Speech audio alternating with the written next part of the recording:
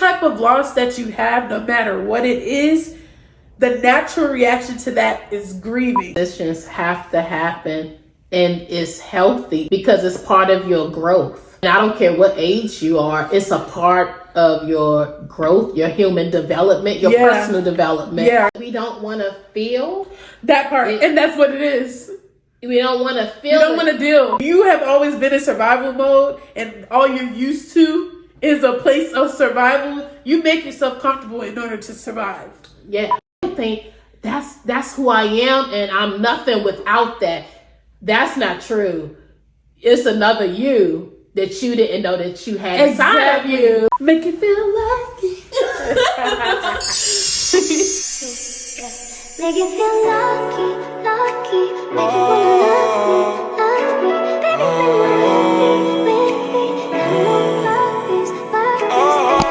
Dear Lavish.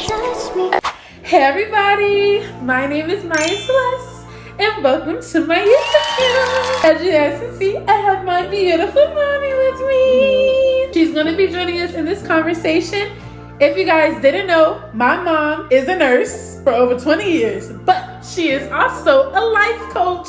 Get at her. Make sure you guys like, comment, subscribe, and share. Well, before we get started, Mommy, you want to say anything to everybody? Hey y'all, I'm glad to be here with my baby girl today, sharing in this topic. We're going to get a little deep today, but I think it's going to be, like you said, a healthy conversation. This is definitely a conversation that I've been wanting to have because these last, 4 years? Yes. I think the whole world is trying to learn how to transition from a loss. And that's what we're going to be talking about today. I wanted to start our conversation off with going over the definition of a loss, because I feel like when we hear loss and grief and things like that, we think of death. And I'm not going to belittle death, because we all know what death feels like. Losing a loved one, losing your special person is something that most humans have to experience. But sometimes you can grieve over something that's not just death. And I think it's important to know, the different types of loss. So I got a list of them for you guys. So sometimes you can have a relationship loss, like a breakup, a friendship loss, a friend breakup, a death, like we just said, a divorce, loss of a marriage, health loss. You can have a home loss. You could lose your job, a death of a pet. It's a lot of things, but those are just some physical losses. You could lose a limb. Lose your mind. Yeah, you could lose your mind. But those are real things. Yeah. The point of it is you don't have to always grieve over a loss of a person or animal. You can grieve over many different things. Anything that you lose that was something meaningful to you, you can grieve. Or something impactful, because sometimes you can lose someone that may have caused hurt to you, but you can still grieve that person. I learned about that too. Just to give you guys a little background, right now, you guys know I am a social work major, about to graduate. But we are required to get some field experience and basically an internship. And I'm actually interning at a grief counseling center right now. So I've been learning a lot when it comes to grief and loss and just helping people in that way. But I've also have been trying to learn how to cope with it myself, because I recently have lost my mother-in-law last year, or just lost some things that are special to me. So if you don't mind sharing, Mommy, we can go ahead and start with the questions. Okay. Could you share a time where you might have experienced a loss outside of death? Sure. Just like you said earlier, around the pandemic season, and now we're year 4? We're going on 4 years. Wow, it really just seems like maybe 2 years ago, not 4 years. But yeah, definitely during the pandemic season, I can say it was a lot of loss during that time period. Like you said, outside of death, because death was definitely part of that loss. For the whole and I'm sure for a lot of you may have experienced some loss of some loved ones, some friends, some co-workers. Like, it was a lot. And it's still, honestly, a lot of us are grappling getting back into some sort of normal. In that time period, I've been a nurse for, as my daughter said, 20 years now. And I lost my job during that time period. I had been established in my career, first time ever losing a job. I would say that was a major, especially when you've been in a career or a field for so long. It was just a big deal. And so I can say coping with it, just because I think the world was going through. I knew, number one, I wasn't the only one in the world that lost a job. It was, so part of it took some of the edge off, in a sense, because I knew the entire world was experiencing this together. And so when it did happen, it was just like and I really feel like I went through some of the stages, and I know we haven't gotten into that, but grief, because I was not in a denial, but I definitely was shocked. And I was like, oh, really? So you kind of don't have words when you get a phone call like that. I was like, wow, just like that. And that's the way I think I felt initially. Just like that, everything can change. Right, especially when and this kind of goes for even like a relationship, because it feels like a relationship when you're working somewhere and you've been in 18 years at that time, but 20 plus years of being just a nurse. So I guess we could talk about that at some point, but not right now. Just, the whole identity thing and identifying with what you do in a way. But it's like they didn't strip nursing away from you, but like you said, you had a relationship with the hospital that you were working at. You had a relationship with the co-workers that you were with and what you were doing. And then, for them to, take it is like grieving. And so that's one thing I did want to mention too when it comes to grieving. People usually, again, associate grieving with death. But grieving is a normal reaction to a loss. And that's what I learned at the counseling center. So it's like, I can see what you mean when you say grieving over the job that you had. Yeah. Could you, I guess, explain more? What happened for me, I can say, is that when it initially happened, the first mode that I jumped into, what's next? What am I going to do? Oh my gosh. It was more of it was getting back to the basic needs of life, because now you're talking about, you didn't just impact me, you're impacting my family.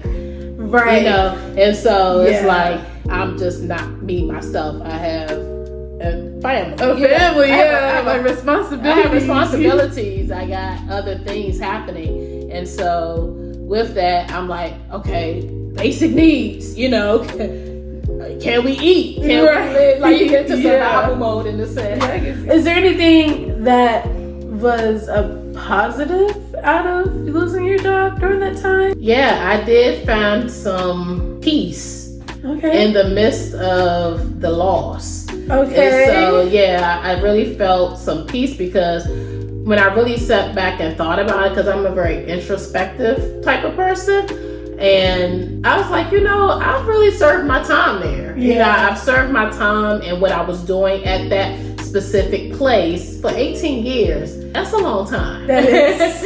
And, I feel like I grew up there. And anywhere you grow up, there comes a time where you gotta come out the nest, if you will. That's so true, And I feel like that was my career time, where it was just time to come out the nest. I've nested for a very long time, but I had been there, and it was just time to move forward. And I felt like God honestly closed that door for me, because it was just time for me to take on some new chapters in my life. I think that's good. Like, when it comes to transitions and everything, knowing that something good can come out of a transition, it kind of gives you a moment to explore your potential. And just explore, like you said, explore more. Give your opportunity. And the thing was, definitely had my moments of grief, and not so much grief from like,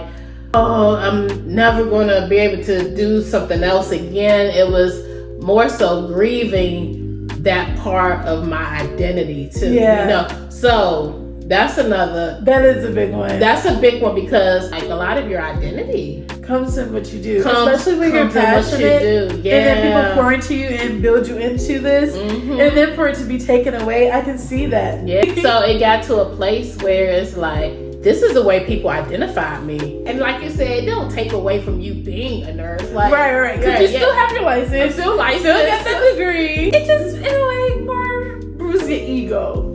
Would you say that? Oh yeah, absolutely bruised my ego. And that's okay.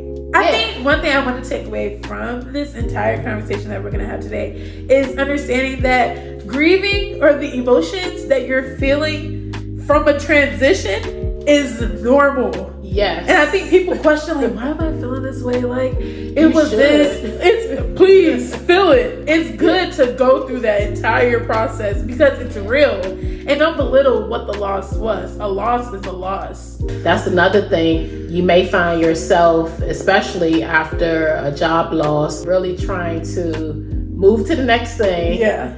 And compensate almost for the loss. Oh my gosh. And that's not even just a job loss. Yeah, well, even in relationships, when you get out that breakup and then you got that rebound, that counts. That's a way of compensating for the loss that you just had. It's okay to go through the emotions. Now, I think sometimes we can wallow a little bit. Yeah. And I know that for me. And that's the part where we have these conversations and we talk about like coping. Through the loss at the same time. Yeah. So coping through the loss, I think it's good to go through the emotions, but it's hard. I'm not gonna say don't because it happens, but sometimes it can be hard and you can end up lower than you are.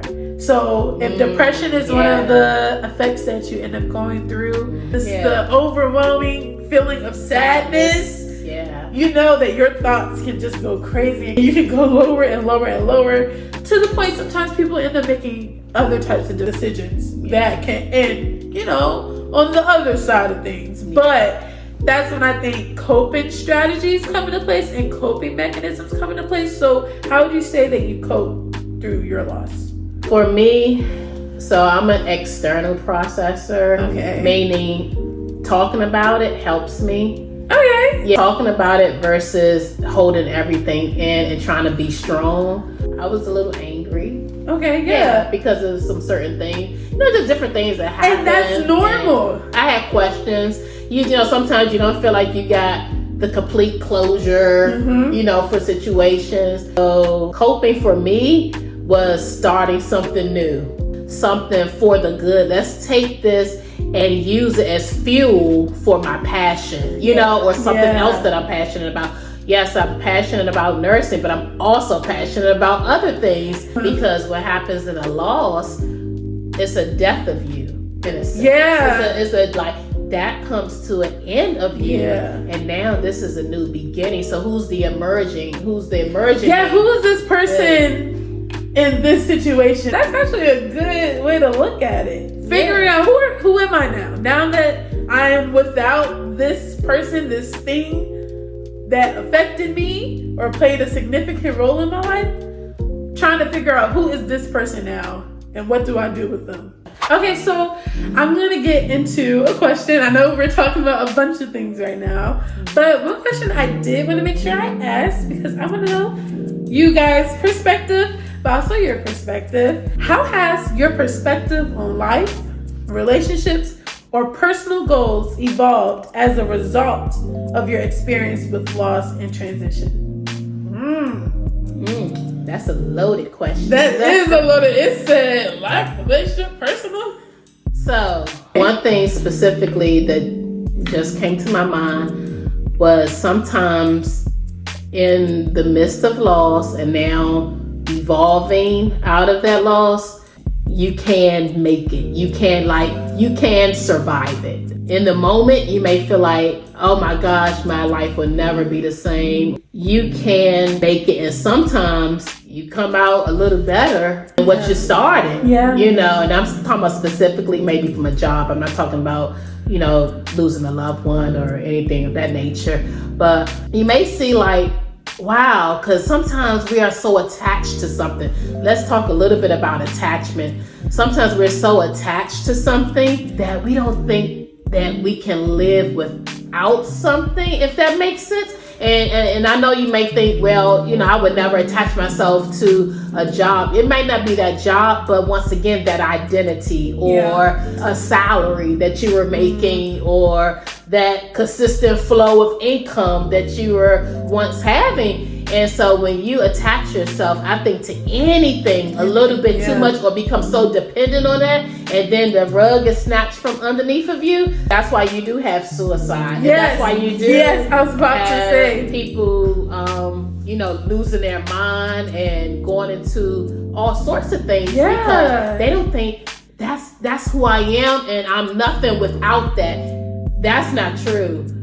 It's another you that you didn't know that you had inside of you. Because you're so used to that normalcy. Yeah. Is that the word, normalcy? Or just familiarity. Yeah. And I like to call it comfort. Yeah. A part of that is just comfort. You're just comfortable. Exactly. When you're comfortable and then you're placed in an uncomfortable situation or a brand new situation, it's new.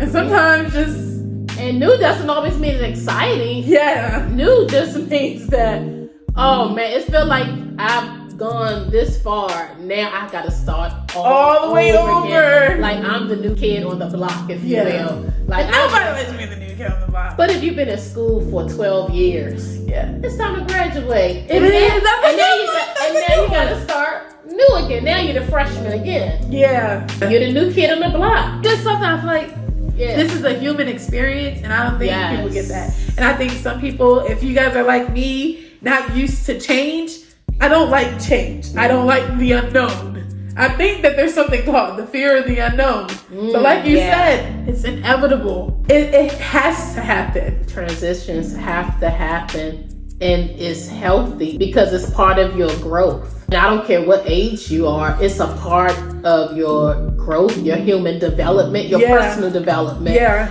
Just to put it out there, we're not therapists or counselors or anything of we that are just nature. having a conversation. So even if you guys disagree with what we're saying, or you guys may have another perspective, I want you guys to definitely pour in and comment. What do you think? How is transitioning for you? What are some emotions that you've gone through? What are some ways to cope through a transition? I'm going through that now. That's what I'm trying to figure out, because I know that there's healthy coping mechanisms. There's unhealthy coping mechanisms. I like how you said that disappointment and humiliation is a feeling that you feel, because it's like sometimes I feel like we have high standards of ourselves. Absolutely. Yeah. I think it comes from other experiences. And I think it comes from a lot of these, especially when you're talking about high expectations, or if you're a perfectionist, or you got some perfectionist tendencies, or you're used to performing on a high level, or you just put an unrealistic expectation on yourself for any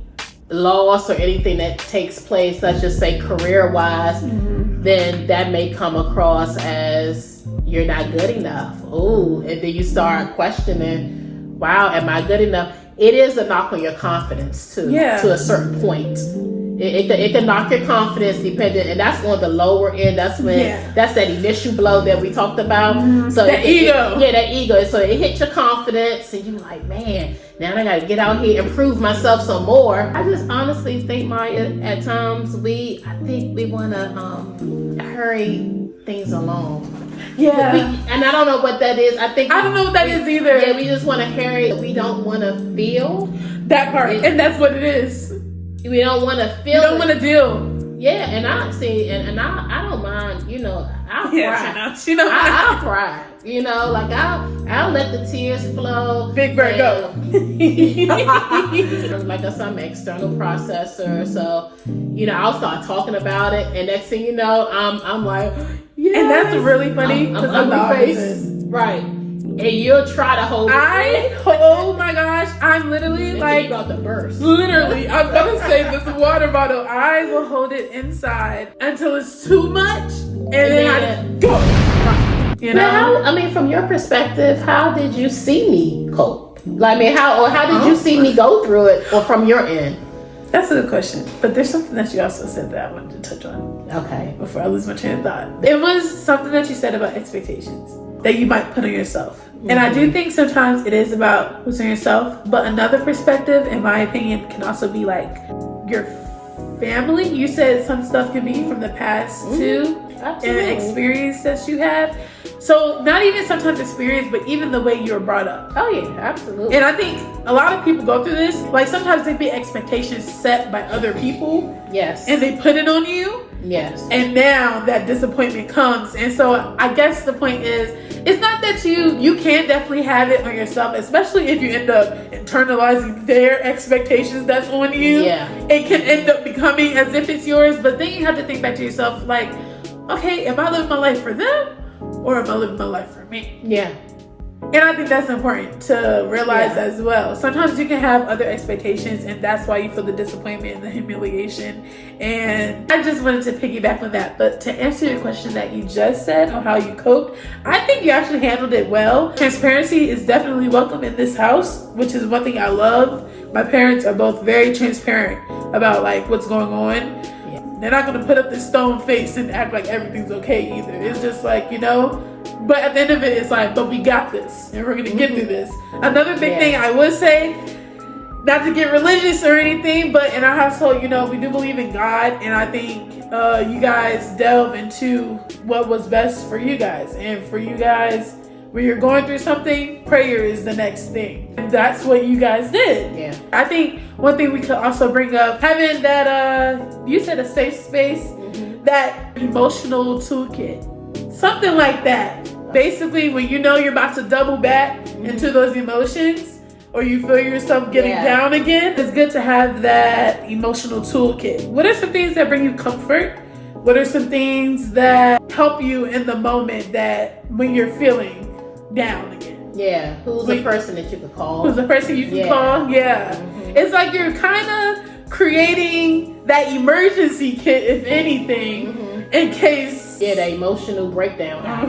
Yeah. It's like a mom about to give birth. Y'all got that bag when it's time to go to the hospital? Yeah. It's something similar to that. And I think that's important for all people to kind of figure out, you know what I mean? That would be great to have. I mean, I think that's a good point, you know, even for those who are viewing. If you don't have an emotional toolkit, you know, begin to build one. All right, you guys. So we're going to wrap this conversation up a little bit. Nova that came downstairs, she was like, Mommy, you still talking? We're going to go ahead and wrap this up and end it out on this last question. The question is, what advice would you give to someone who was just starting their journey of transitioning after a loss? Well, the first thing I will say is sit for a minute. Don't try to get into a headspace where you feel like you have to figure out everything in 24 hours. Right. Like, give yourself some space and give yourself a little time to accept this is new and things have definitely changed. After you give yourself some space, some time, I want you to begin to give yourself some permissions within. Like, grant yourself some permission to that you can move forward. It's okay. And whatever that time length look like for you, like, don't let nobody determine your time frame. Right. And when you're ready to move forward, I'm saying that for any type of loss. But I would just say, give yourself some permission to start to kind of dream again. I like to say, you know, really dream again, begin to visualize yourself in a new part of your life now, and really see what that can look like for yourself. And be okay if it feels good. Like, I feel like sometimes we go into a new season, I like to say, and we still carry the guilts with us into a new season. When if it's new, it's all things new in that season, and that you don't have to feel like I have to drag in guilt from a loss and from a past season into something new. And so give yourself some permission to really experience joy. Like, it's okay if you want to smile, and I know you just lost your job. Point. You know, like it's all good, because a lot of times people may expect for you to be in the dumps all the time, and you like, I'm kind of past it. Like, and I know that might feel quick, but I'm actually moving forward. Like, and sometimes you didn't even know until the loss happened that you've been ready for it for a very long time. Like, you've been in preparation for a very long time on the inside of you. You've been in a preparation season, but now the opportunity is here, or now it's happened, and it was, you know, kind of inconvenient for you during that time. But even in the inconvenience, you've really been prepared for this, and honestly, deep down, you probably wanted it. Like, or needed it. Oh, needed it. Because Like, I was going to add on top of that for a second. Yeah. Really, I was. Even in a relationship, everybody realizes all those red flags and those toxic signs and everything that was showing up all that time that we were with it, but you were comfortable. You weren't really comfortable, but you got comfortable. Yeah. You made yourself comfortable, especially if you grew up in a way where you have always been surviving. When you have always been in survival mode and all you're used to is a place of survival, you make yourself comfortable in order to survive. Yeah. And now that thing is gone, of course you're gonna miss it because it was your normal. Yeah. It's hard to get over your normal sometimes. But deep down inside, it's like, I'm free. Free. Yeah. Right. Oh Yeah. my gosh. I guess if I had to give advice, I feel like I'm still learning. But I also feel like I've been through losses. Yes. I've seen death in the face. I've lost jobs. I've lost friendships. I've lost sisterhoods. I lost a lot of things that were significant to me. And I think I'm still growing and learning. I'm still young, so I probably have more losses to go. I did want to mention, for those who may have been to like therapy or a psychiatrist or someone and they labeled you, one thing I know I dealt with when I went through the loss of my grandfather, I went through like anxiety, depression, all these different feelings of hopelessness. And one label that they gave me was an adjustment disorder. But it's basically how I said I don't like change. You literally have a disorder to adjusting to new things. Yeah. But when you think about it, if change is inevitable and I don't like change, that means I'm going to always have this disorder. If you look up what an adjustment disorder is and you see the symptoms, it's like you're losing a piece of this person that you thought you were. You grieve. Any type of loss that you have, no matter what it is, the natural reaction to that is grieving. So my point in bringing up the adjustment disorder is because what you're experiencing right now is grief. And that's okay. And I think you can live in the duality of grief and gratitude. Like, you could be in both worlds at the same time, depending on what type of loss. Your process, Loss, transition, change is just another opportunity to do something different. It's still a part of you. It's not the death of you. And so I think if we could kind of get that out of our minds a little bit, that this is the lowest part of me now, you know, it's like, this is an opportunity too. And it's all in how you decide to use the opportunity. And it's all in how you decide to use it. Back, you know, once again, the death of a loved one, everyone grieves differently. But even in that, I really feel like you can find some newness. Like, I just feel like there are ways that you can even still celebrate or remember. Celebrating, commemorating. That's a good one. I feel like those are some healthy ways. That is a good healthy. So I think a good question to go based off. What will you guys put in your emotional toolkit? I think that's a good one. And what are good ways for you to cope? How would you like to cope? Or how would you like to commemorate what you've lost? And I think about transition. I think about seasons, or you could look at it as a book. It's just it's a chapter.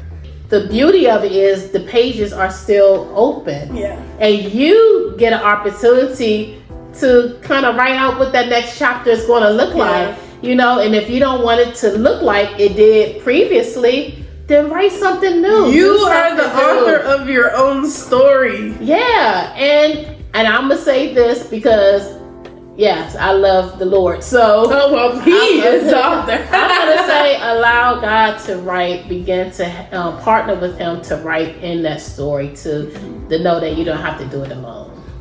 Yeah, and that could be a part of your emotional toolkit. That could be a part of how you cope. If that's what you believe in, and that's something that brings you comfort and consolation, why not add that in? Yeah. You know? Yeah. So there's so many different ways we can really deal with transitions.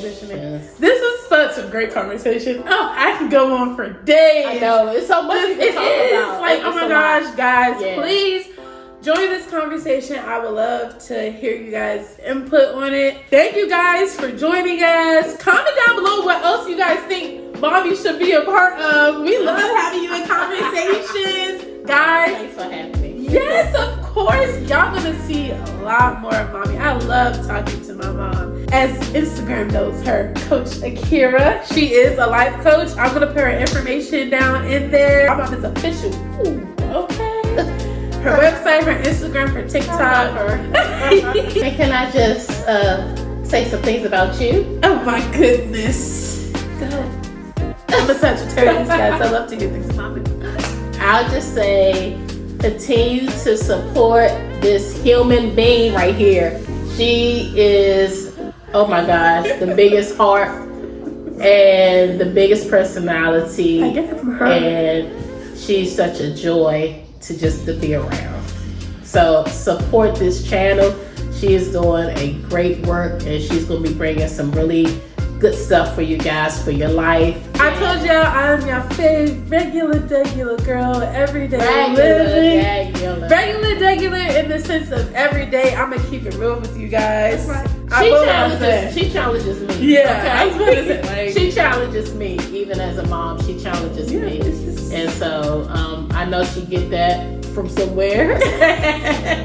But it's all good, and we love that for you. I love you guys, and I love you guys. And please don't forget to like, comment, subscribe, and share. This is a great conversation. Maybe we can have it again and on a whole nother level, part 2. I don't know. You guys comment below. But before we go, I have to say this. My name is myaceleste. And don't forget to love yourself, guys. Okay? Bye. Bye, guys. To make you feel lucky, make you wanna love me.